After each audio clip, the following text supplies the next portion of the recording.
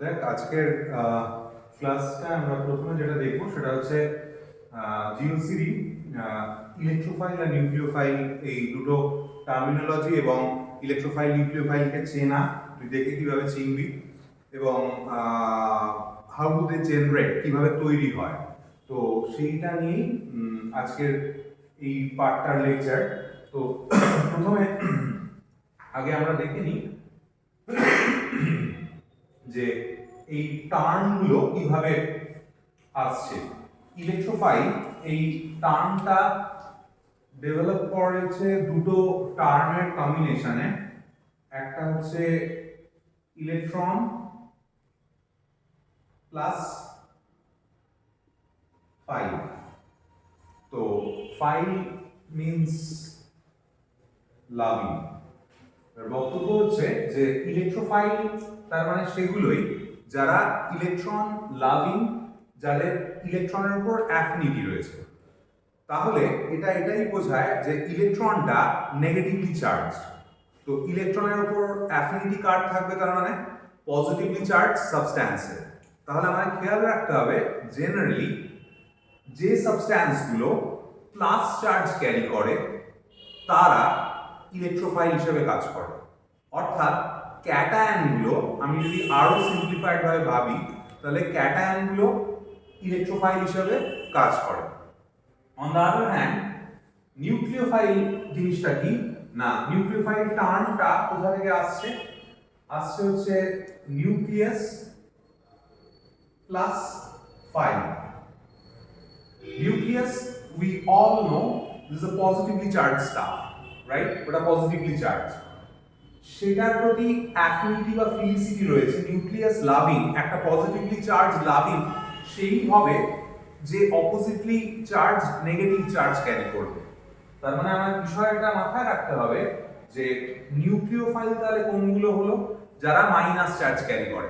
অর্থাৎ সিম্পলিফাইড ভার্সনে যারা অ্যানায়ন তাদেরকে আমরা নিউক্লিওফাইল হিসেবে ডিনোট করি। এবং এই জন্য ইলেকট্রোফাইল সেটাকে জেনারেলাইজড, তার সিম্বলটা ইলেকট্রোফাইলের ই পার্টটার জন্য ই আসে, ইলেকট্রোফাইলটাকে এইভাবে জেনারেলাইজ ভাবে ডেজিগনেট করে ইলেকট্রোফাইলের জন্য ই। এবং যেহেতু ওটা ইলেকট্রন ডেফিশিয়েন্ট, মানে ইলেকট্রন লাভিং, কারণ ও ইলেকট্রন বাইরে থেকে টেক আপ করে, সেই জন্য ও প্লাস চার্জ ক্যারি করে। ইলেকট্রোফাইলকে সেই জন্য ই প্লাস দিয়ে ডেজিগনেট করে। whereas নিউক্লিওফাইল, তো নিউক্লিওফাইল কারা হবে না, যারা নেগেটিভ চার্জ ক্যারি করে, সেটা আগেই আলোচনা হলো। সেই জন্য এটা হয়ে গেল Nu মাইনাস। এবার চলে আসি যে এই ইলেকট্রোফাইল এবং নিউক্লিওফাইলের ফর্মেশন, গঠন কিভাবে হয়। তো এটা আমরা আগে যখন ফ্রি র্যাডিক্যাল নিয়ে দেখেছি তখন আমরা দেখেছি যে বন্ড ক্লিভিং বা বন্ড ব্রেকিং কিভাবে হয়, হোমোলাইটিক বন্ড ব্রেকিং এবং হেটেরোলাইটিক বন্ড ব্রেকিং। এখানে যখন এই ইলেকট্রোফাইল নিউক্লিওফাইল জেনারেশনটা হয়, সেটা খেয়াল রাখতে হয় যে মূলত হেটেরোলাইটিক বন্ড ক্লিভিং এ তৈরি হয়। কারণ অবভিয়াস যে একটা প্লাস একটা মাইনাস তখনই তৈরি হবে যখন হেটেরোলাইটিক বন্ড ব্রেকিং হবে। সাপোজ বিটা যদি মোর ইলেকট্রোনেগেটিভ হয়, বন্ড পেয়ার অফ ইলেকট্রনটা এখানে শিফট করলো, তাহলে বি এর মাথায় মাইনাস চার্জ আসবে, আর এ থেকে ইলেকট্রনটা বেরিয়ে যাচ্ছে, তাহলে এর মাথায় প্লাস চার্জ আসবে। তাহলে এ ইলেকট্রন এ প্লাস মানে ওর ইলেকট্রনের শর্টেজ রয়েছে, সেই জন্য এই ক্যাটায়নটা এ হয়ে গেল ইলেকট্রোফাইল। আর এই যে বি মাইনাস, এর এক্সট্রা ইলেকট্রন রয়েছে, সেই জন্য সহজেই পজিটিভলি চার্জ নিউক্লিয়াসকে অ্যাটাক করতে পারবে, সেই জন্য এই অ্যানায়নটা হয়ে গেল নিউক্লিওফাইল।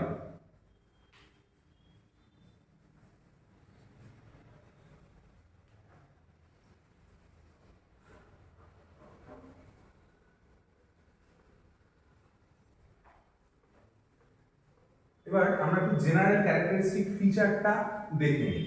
তো জেনারেল ক্যারেক্টারিস্টিক ফিচার মানে সাধারণ বৈশিষ্ট্য, সেটা আগে ইলেকট্রোফাইলের দেখি। তো এক নম্বরে যেহেতু এটা প্লাস চার্জ ক্যারি করছে অবভিয়াসলি সেটা ইলেকট্রন ডেফিশিয়েন্ট। আর তো যেহেতু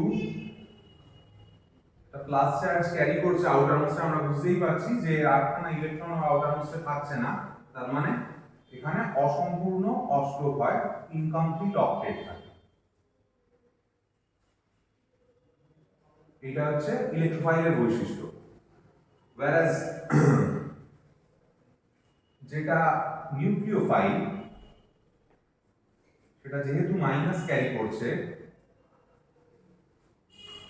সেই জন্য এটা হয় নিউক্লিওফাইলের বৈশিষ্ট্য কি হবে না ইলেকট্রন এক্সেস স্পিসিস, তাতে অতিরিক্ত ইলেকট্রন থাকে, এবং যেহেতু এটা মাইনাস ক্যারি করছে অবভিয়াসলি মানে অক্টেট কমপ্লিট হচ্ছে, তাহলে সেটা কমপ্লিট অক্টেট। এই গেল জেনারেল বৈশিষ্ট্য ইলেকট্রোফাইল এবং নিউক্লিওফাইলের। এবার কমন কিছু এক্সাম্পল আমরা দেখি। তো প্রথমে এক্সাম্পল অফ ইলেকট্রোফাইল, তার আন্ডারে আমরা প্রথমে দেখি যে চার্জ ইলেকট্রোফাইল, অর্থাৎ যারা কোনো চার্জ ক্যারি করছে সেরকম ইলেকট্রোফাইল কি হবে না যে কোনো ক্যাটায়ন ইলেকট্রোফাইল হিসেবে কাজ করে, আমরা আগেই বললাম। তো এটা charge electrophile,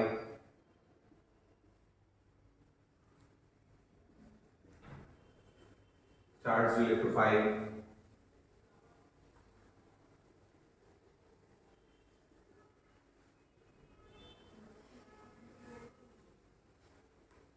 plus charge carry করা মানে সেটা চার্জ ইলেকট্রোফাইল হয়ে যাবে। তো এই তিনটে চার্জ ইলেকট্রোফাইল হলো।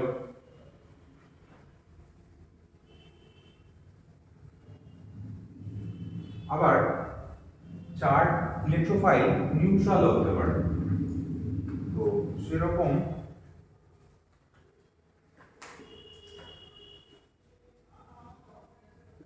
নিউট্রাল ইলেকট্রোফাইল তার বৈশিষ্ট্যটা লিখে রাখতে হবে,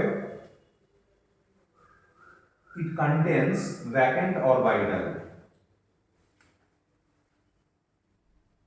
এতে ফাঁকা কক্ষকের উপস্থিতি বর্তমান, কন্টেন্স ভ্যাকেন্ট অরবিটাল। এরকম সাপোজ AlCl3, কোনো চার্জ নেই কিন্তু এটা ইলেকট্রোফাইল, কেন? কারণ অ্যালুমিনিয়াম কন্টেন্স ভ্যাকেন্ট পি, অ্যালুমিনিয়ামের ফাঁকা পি কক্ষক আছে। বোরন ট্রাইফ্লোরাইড BF3, কোনো চার্জ নেই কিন্তু বোরনের ভ্যাকেন্ট পি অরবিটাল আছে, ফাঁকা পি কক্ষক আছে। তো ভ্যাকেন্ট পি থাকলে কেন তারা ইলেকট্রোফাইল সেটা একবার বুঝে নেওয়া যাক। যে অরবিটালটা ভ্যাকেন্ট, ফাঁকা অরবিটাল থাকা মানে অবভিয়াসলি ওর একটা স্কোপ থেকে যাচ্ছে ওই ফাঁকা অরবিটালে বাইরে থেকে ইলেকট্রন টেক আপ করা, যেটা বাইরে থেকে ইলেকট্রন অ্যাকসেপ্ট করে সেই তো ইলেকট্রন লাভিং। সেই জন্য যার সেন্ট্রাল অ্যাটমে মানে এই যে কন্টেন্স ভ্যাকেন্ট অরবিটাল, লিখে রাখবি যে central atom contains vacant orbital, মানে কেন্দ্রীয় পরমাণুতে ফাঁকা কক্ষক থাকে। তো এই ভ্যাকেন্ট অরবিটাল গুলো বাইরে থেকে ইলেকট্রন অ্যাকসেপ্টেড হয়। Suppose we are thinking of SO3, sulphur trioxide, এখানে কি হবে সালফার কন্টেন্স ভ্যাকেন্ট ডি, ফাঁকা ডি কক্ষক আছে, ও বাইরে থেকে ইলেকট্রন টেক আপ করতে পারে। তো it is a neutral staff but it acts as electrophile, যেহেতু বাইরে থেকে ইলেকট্রন এরা টেক আপ করতে পারে। এটা গেল ইলেকট্রোফাইলের জায়গা। এবার আমরা চলে আসি যে নিউক্লিওফাইলের কিছু এক্সাম্পল দেখে নিই। তো প্রথমে আমরা লিখে ফেলবো যে চার্জ নিউক্লিওফাইল ইলেকট্রোফাইলের মতোই। তো চার্জ যে নিউক্লিওফাইল তার এক্সাম্পল হিসেবে তুই বল যে কোন একটা, উদাহরণ কি মনে হয়? হ্যাঁ, যে কোন একটা অর্গানিক বা ইনঅর্গানিক। মানে এর উপর মাইনাস, হ্যাঁ CH3 CH2 এর উপর মাইনাস। হ্যাঁ CH3 CH2 মাইনাস, ধর একটা কার্বন আয়ন, এটা নিউক্লিওফাইল। মাইনাস থাকা মানে মাথায় রাখবে সেটা নিউক্লিওফাইল, প্লাস থাকা মানে সেটা ইলেকট্রোফাইল। ধর OH মাইনাস, মাইনাস আছে নিউক্লিওফাইল। ধর NH2 মাইনাস, যে কোনো halide ion, suppose Cl minus, এরা সবাই হয়ে গেল চার্জ নিউক্লিওফাইল।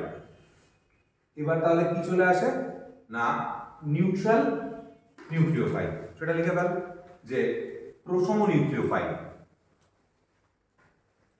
তো চার্জ নিউক্লিওফাইলের যে নিউট্রাল ইলেকট্রোফাইলের যে বৈশিষ্ট্যটা আমরা দেখলাম, প্রশম ইলেকট্রোফাইলের যে বৈশিষ্ট্যটা সেটা কি না তার ভ্যাকেন্ট অরবিটাল থাকবে সেন্ট্রাল অ্যাটমে, কেন্দ্রীয় পরমাণুতে ফাঁকা কক্ষক থাকতে হবে।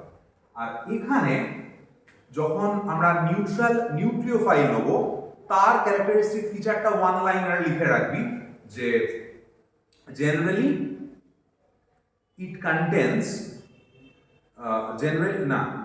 generally its central atom contains at least one pair of lone pair।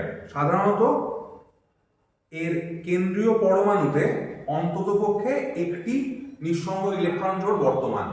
সাধারণত এর কেন্দ্রীয় পরমাণুতে অন্ততপক্ষে এক জোড়া নিঃসঙ্গ ইলেকট্রন জোড় বর্তমান, এটাই হচ্ছে ওর বৈশিষ্ট্য। যেমন এবার আমরা এক্সাম্পলে চলে আসবো। Suppose we are thinking of H2O, ভেবে দেখ ওয়াটার। তো এই যে স্ট্রাকচার ওয়াটারের, এটা তো কোনো চার্জ নেই, কিন্তু এই যে অক্সিজেন সেটা two pairs of lone pairs carry করছে। যেই লোন পেয়ার থাকছে ওর লোন পেয়ারটা নিউক্লিওফাইল তারাই যারা বাইরে সহজে ইলেকট্রন ডোনেট করতে পারবে। যার সেন্ট্রাল অ্যাটমে লোন পেয়ার আছে ও লোন পেয়ার বাইরে ডোনেট করতে পারবে, সেই জন্য যারই সেন্ট্রাল অ্যাটমে কোনো লোন পেয়ার থাকবে তাদের চার্জ না থাকলেও নিউট্রাল অবস্থাতে থাকলেও তারা নিউক্লিওফাইল হিসেবে কাজ করে। ওয়াটারটা সেই জন্য নিউক্লিওফাইল হয়ে গেল।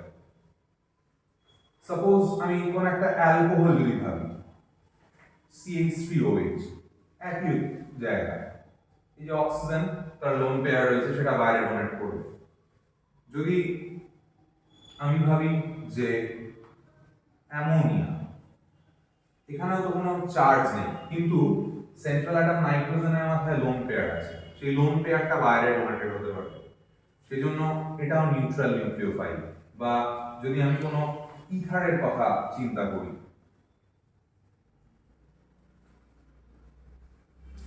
নিউট্রাল কিন্তু লোন পেয়ার রয়েছে সেন্ট্রাল অ্যাটমে। বা যদি আমি কোনো অ্যামিনের কথা ভাবি, লাইক CH3NH2,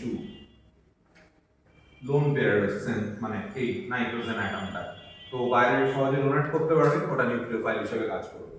এই সমস্ত কটা এক্সাম্পলই এরা হলো নিউট্রাল বা প্রশম নিউক্লিওফাইলের উদাহরণ।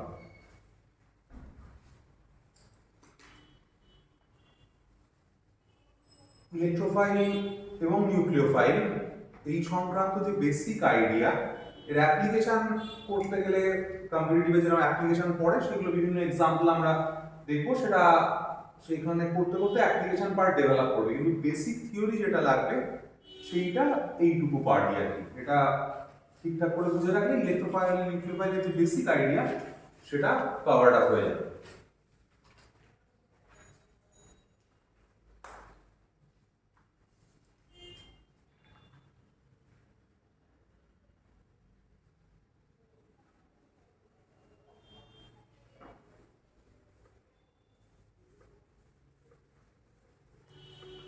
তোদের কারো কোনো ডাউট থাকলে বল ইলেকট্রোফাইল নিউক্লিওফাইল নিয়ে, বুঝতে পারিস কি কোনো জায়গায় সেরকম যদি থাকে। বল।